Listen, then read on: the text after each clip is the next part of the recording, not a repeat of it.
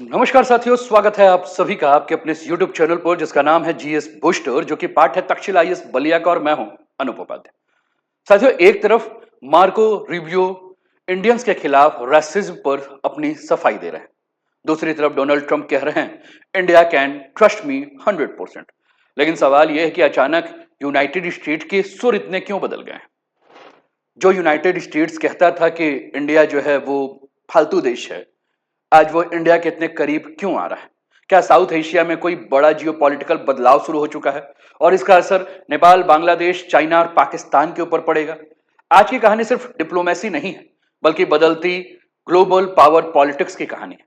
21वीं सदी की जियोपॉलिटिक्स अब सिर्फ बॉर्डर से तय नहीं होती, बल्कि economy, technology, supply chain, AI, semiconductor, migration और डिजिटल इन्फ्लुएंस से भी तय होती है। अमेरिका को आज इंडो पैसिफिक में एक ऐसे पार्टनर की जरूरत है जो पॉपुलेशन, मार्केट, मिलिट्री और स्ट्रेटेजिक लोकेशन चारों में मजबूत हो। और यही वजह है कि इंडिया अब सिर्फ साउथ एशिया की पावर नहीं, बल्कि ग्लोबल बैलेंसिंग पावर बनता जा रहा है। चाइना की तेजी से बढ़ती ताकत ने वाशिंगटन को चिंतित कर दिया है, इसलिए अमेरिका अब एशिया में नई स्ट्रेटेजिक अलायंस बना रहा है, जहां इंडिया सबसे अहम पिलर उभर रहा है। लेकिन इसका असर सिर्फ दिल्ली और वाशिंगटन तक सीमित नहीं रहेगा। नेपाल जैसे देशों पर भी इसका सीधा प्रभाव पड़ेगा, जो ट्रेडिशनली इंडिया और चाइना के बीच बैलेंस बनाकर चल रहे हैं। बांग्लादेश भी अब रीजनल पावर कंपटीशन का महत्वपूर्ण हिस्सा बन चुका है, जहां पोर्ट, ट्रेड रूट्स, इंफ्रास्ट्रक्चर और पॉलिटिकल इन्फ्लुएंस की लड़ाई तेज हो रही है। और दूसरी तरफ चाइना साउथ एशिया में अपने बीआरआई यानी कि belt and road initiative, investment और डिप्लोमेसी के जरिए अपना प्रभाव बनाए रखना चाहता है। यानी आने वाले वर्षों में साउथ एशिया सिर्फ पड़ोसी देशों का क्षेत्र नहीं रहेगा, बल्कि ग्लोबल स्ट्रेटेजिक कंपटीशन का सबसे महत्वपूर्ण जियोपॉलिटिकल जोन बन सकता है। और शायद यही कारण है कि आज डिप्लोमेसी के हर बयान के पीछे एक बहुत बड़ी स्ट्रेटेजिक चेस बोर्ड जो है छुपी हुई है। साथियों, आज हम इसी मुद्दे पर विस्तार पूर्वक आप सभी के साथ चर्चा करेंगे। चैनल पर पहली बार है तो चैनल को सब्सक्राइब करके बेल आइकन दबाइएगा, लाइक कीजिएगा, शेयर कर दीजिएगा और उसके बाद इत्मीनान से मेरी बातों को सुनिएगा। आपके जो भी विचार है वो वीडियो देखते देखते आप कमेंट के माध्यम से भी अपने विचारों को रख सकते हैं। तो चलिए शुरुआत करते हैं आज के इस सेशन का। और आज का टॉपिक है क्यों नेपाल, पाकिस्तान, बांग्लादेश ध्यान से देख रहे हैं, क्योंकि ट्रंप का एक बहुत बड़ा बयान आया है कि भारत मुझ पर 100% भरोसा कर सकता है। क्या दक्षिण एशिया बदल रहा है? और तीन देश जो है, जो कि भारत के मित्र और दुश्मन, दुश्मन और मित्र, जो भी आप कहें, वो इस समय कंडीशन तो समझ में आ नहीं रही कि किस कंडीशन में है। तीन समाचार पत्रों को हमने लिया है, times of India, economics times और टाइम्स ऑफ इंडिया। तीन लेख हैं आपके सामने। टाइम्स ऑफ इंडिया कहता है, I love prime minister Modi, Trump makes surprise live call during US embassy event in Delhi. Economic Times लिखता है, big fan of Modi, India can count on me, Trump call into Delhi event as Rubio holds talk. Times of India लिखता है, they share personal relation, Rubio invites PM Modi on behalf of Trump to visit White house.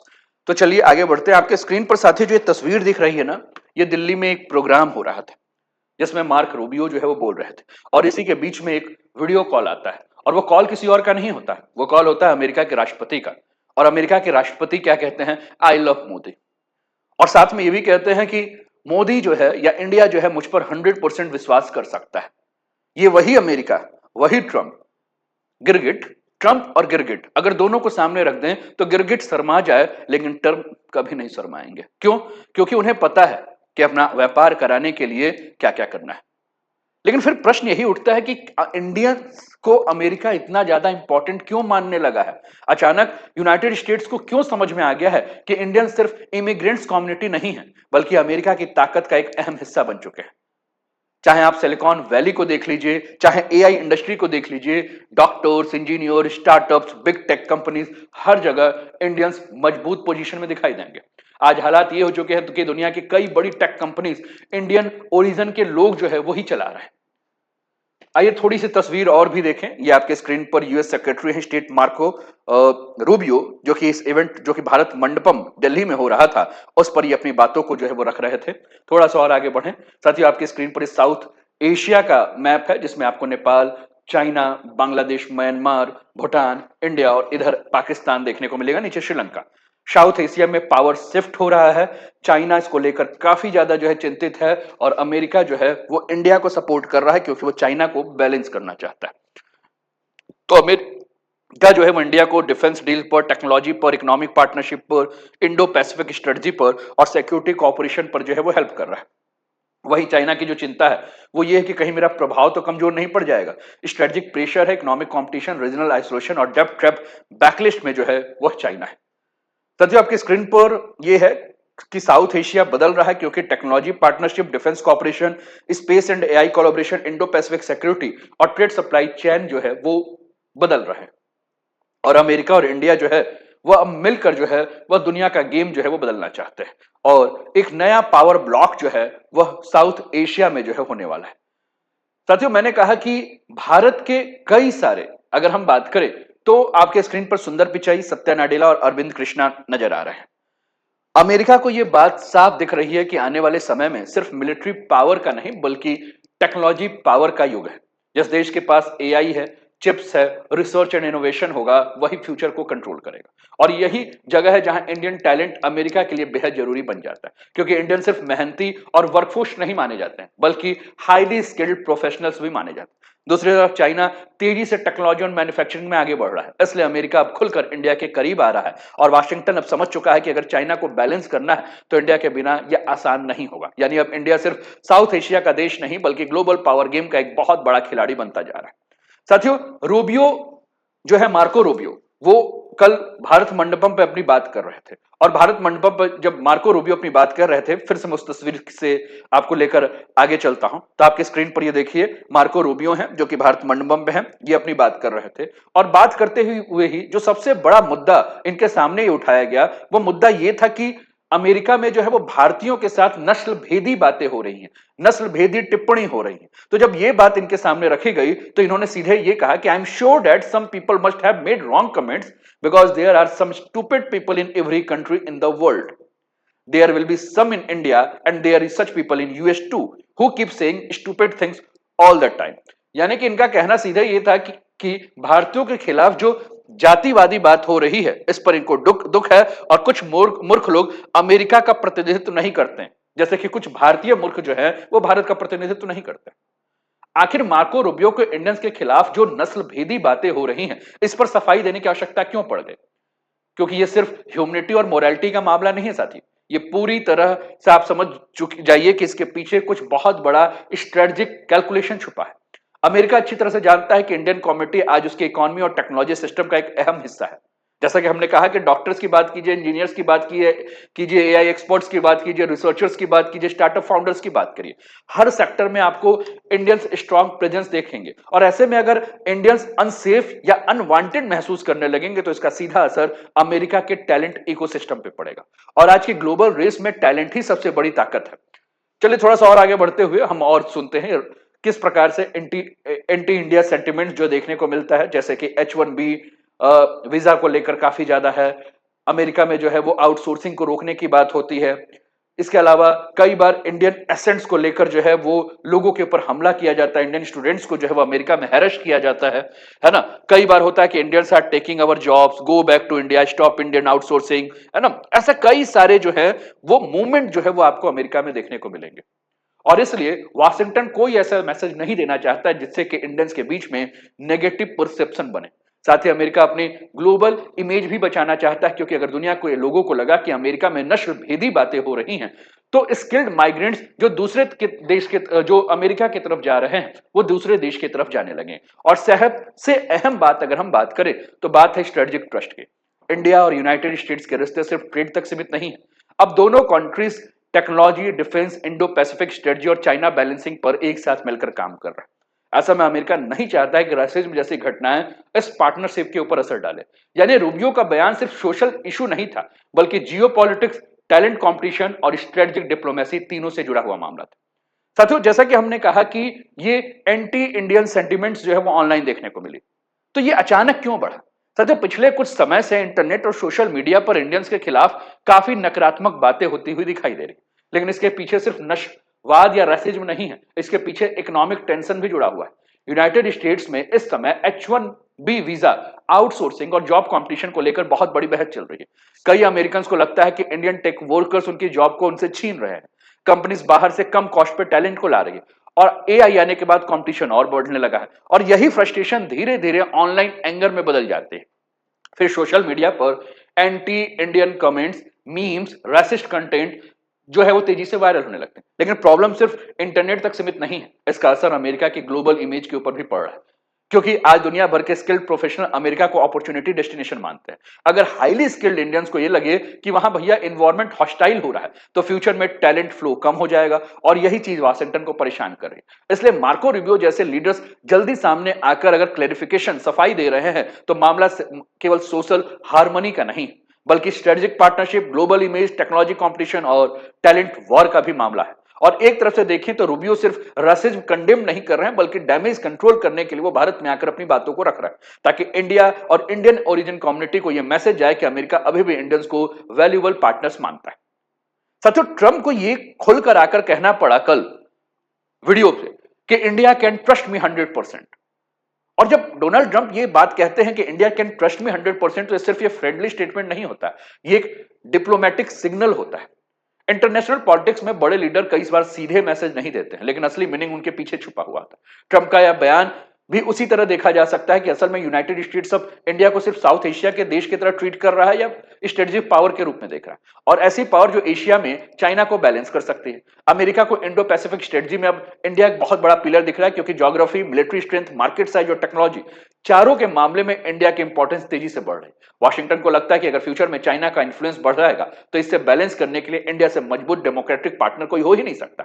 इसलिए defence cooperation भी लगातार बढ़ा रहा है, military exercise बढ़ा रहा है, टेक्नोलॉजी शेयरिंग कर रहा है, सेमीकंडक्टर में पार्टनरशिप बना रहा है, सप्लाई चेन डील्स भी जो है बहुत तेजी से कर रहा है। यानी कि ट्रंप का यह बयान कि ट्रस्ट मी, ये सेंटिमेंट का या स्टेटमेंट नहीं, ये पर्सनल केमिस्ट्री नहीं है कि मोदी के साथ मेरा वो होता है, मोदी मेरा बहुत अच्छा दोस्त है, आई लव मोदी, है ना, मोदी माय फ्रेंड, बल्कि ये दिखाता है कि अमेरिका अब इंडिया की trust, defence ally, economic counterweight और इंडो पैसिफिक स्ट्रेटजी के सेंट्रल पार्टनर के रूप में देख रहा है। लेकिन साथियों, जब इंडिया के आसपास ऐसा हो रहा है, तो इंडिया के पड़ोस में तीन देशों को आप कैसे भूल सकते हैं, जहां चाइना का इन्फ्लुएंस बढ़ा हुआ है। एक तरफ नेपाल है, दूसरी तरफ बांग्लादेश और तीसरी तरफ पाकिस्तान है। साथियों, पूरा का पूरा जो जियो पॉलिटिक्स बदल रहा है, इसमें अगर हम ऊपर से शुरू करें, यानी कि नेपाल से इसकी शुरुआत करें, तो नेपाल इसको लेकर कहीं ना कहीं टेंशन में होगा, क्योंकि पूरा बदलता जियो पॉलिटिक्स में नेपाल इस कॉशंस में इसलिए दिखाई दे रहा है, इस टेंशन में इसलिए दिखा रहा है, क्योंकि नेपाल की इकोनॉमी आज भी कई मामलों के ऊपर इंडिया के ऊपर डिपेंड है। नेपाल की इकोनॉमी में अगर हम टूरिज्म की बात करें, रेमिटेंस की बात करें, इंडियन विजिटर्स की बात करें, ओपन बॉर्डर डोर ट्रेड की बात करें, इन सबका नेपाल की इकोनॉमी में एक बहुत बड़ा योगदान है, क्योंकि हर साल लाखों टूरिस्ट जो है नेपाल जाते हैं।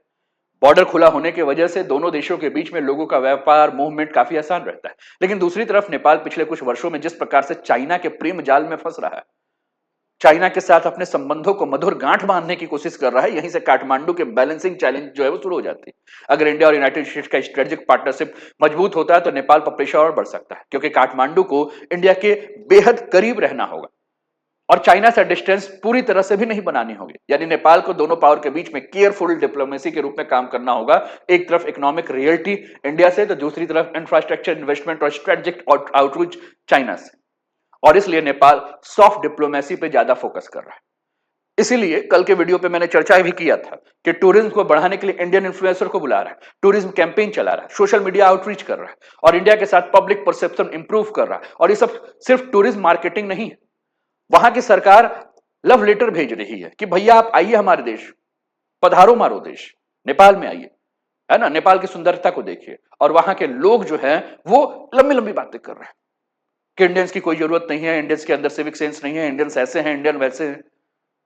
मतलब वहां के लोगों को यह फील होता है कि नेपाल की इकोनॉमी जो है विश्व की नंबर 1 इकोनॉमी है, और इंडिया तो भिखमंगा देश है। एक बार सोच के तो देखो, जो आप कमेंट करते हो लंबे लंबे, आपकी सरकार पब्लिक परसेप्शन इंप्रूव करने में लगी है, क्योंकि उसको पता है कि टूरिज्म केवल मार्केटिंग नहीं है, बल्कि रीजनल डिप्लोमेसी का एक हिस्सा है। काठमांडू को पता है, बालेन शाह जंजी की पैदाइश है, हो चुके हैं, विजन क्या है उनके पास, किस विजन के साथ लड़ रहे हैं, क्या करेंगे आगे। अपने आप को एक काल कोठरी में बैठकर मैं किसी से नहीं मिलूंगा, इससे शासन नहीं चलता है। और यही स्थिति रहेगी तो अगले 6 महीने में जो है एक फिर से जंजी आपको आपके देश में देखने को मिलेगा। नेपाल वालों सुन लो, क्योंकि साउथ एशिया की बदलती पावर पॉलिटिक्स में इंडिया से रिलेशनशिप खराब करना नेपाल के बहुत ज्यादा रिस्की हो सकता है। केवल नेपाल को क्यों, बगल में बांग्लादेश है, उसको भी देख लेते। और बांग्लादेश के एंगल से अगर हम बात करें साथियों, तो आने वाले समय में बांग्लादेश साउथ एशिया का एक बड़ा जियो पॉलिटिकल बैटल ग्राउंड बन सकता है। और कारण सिर्फ पॉलिटिक्स नहीं बल्कि स्ट्रेटेजिक लोकेशन भी है। बे ऑफ बंगाल के पास बांग्लादेश मौजूद है। Trade route, ports, connectivity Indo Pacific strategy के लिहाज से बेहद महत्वपूर्ण हो चुका है। और इसी वजह से चाइना, इंडिया, यूनाइटेड स्टेट तीनों की नजर जो है वो बांग्लादेश पर है। लेकिन अगर पॉलिटिकल स्टेबिलिटी अगर बढ़ती है तो रीजनल इक्वेशन जो है बदल सकता है, क्योंकि इनस्टेबिलिटी के साथ कई बड़े रिस्क भी बढ़ जाते हैं। बांग्लादेश से रिफ्यूजी भाग भाग के इंडिया है। इंडिया ने बाड़ लगाने का काम शुरू कर दिया। बॉर्डर सिक्योरिटी चैलेंजेस जो है वो बांग्लादेश के सामने होगा। इलीगल माइग्रेशन, सरकार बदली, माइग्रेंट्स को उठा के फेंकने के काम हो रहे हैं। इस्लामिक रेडिकलाइजेशन कंसर्न एक बहुत बड़ा चिंता है कि वहां के जो इस्लाम्स हैं वो सीधे जो है वो क्या कर रहे हैं, हिंदू के ऊपर अत्याचार। बे ऑफ बंगाल में स्ट्रेटेजिक कंपटीशन बढ़। भारत के लिए बांग्लादेश सिर्फ पड़ोसी देश नहीं है बल्कि ईस्टर्न सिक्योरिटी आर्किटेक्चर का एक बेहद अहम हिस्सा है। अगर वहां इंस्टेबिलिटी बढ़ती है तो उसका सीधा असर इंडिया के बॉर्डर स्टेट्स और रीजनल सिक्योरिटी पर पड़ सकता है। और वही वजह है कि ऐसे सेंसिटिव समय में अमेरिका इंडिया के साथ कोऑर्डिनेशन बढ़ाना चाहता है, क्योंकि वाशिंगटन अब साउथ एशिया को सिर्फ रीजनल इशू नहीं मानता बल्कि इंडो पैसिफिक पावर बैलेंस का हिस्सा मानता। यानी फ्यूचर में बांग्लादेश सिर्फ डोमेस्टिक पॉलिटिक्स की खबर नहीं रहेगा बल्कि ग्लोबल जियो पॉलिटिक्स का एक महत्वपूर्ण केंद्र बन जाएगा। साथियों, साउथ एशिया अब सिर्फ रीजनल पॉलिटिक्स नहीं रहा है। अब यहां China, America, India, Indo Pacific strategy, trade corridors, regional influence, migrants politics, ये सभी के सभी एक साथ जुड़ चुके हैं, कॉकस बना चुके हैं। इंडिया धीरे धीरे साउथ एशिया के सेंट्रल स्टेबलाइजिंग पावर बनता दिख रहा है और कुछ अलग होने वाला है, जो कि नेपाल, बांग्लादेश, पाकिस्तान की सोच से बहुत ऊपर का है।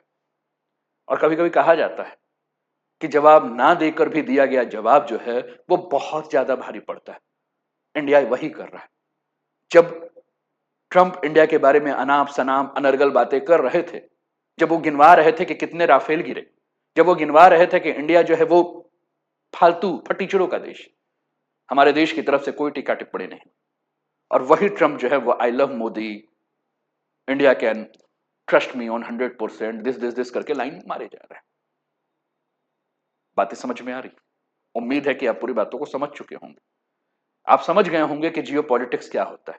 और जियो पॉलिटिक्स को समझने के लिए सबसे अच्छा है कि गांव की लड़ाई को देखिए ना, किस प्रकार गांव में अटीदार पटीदार अगल बगल पड़ोस लड़ रहा है।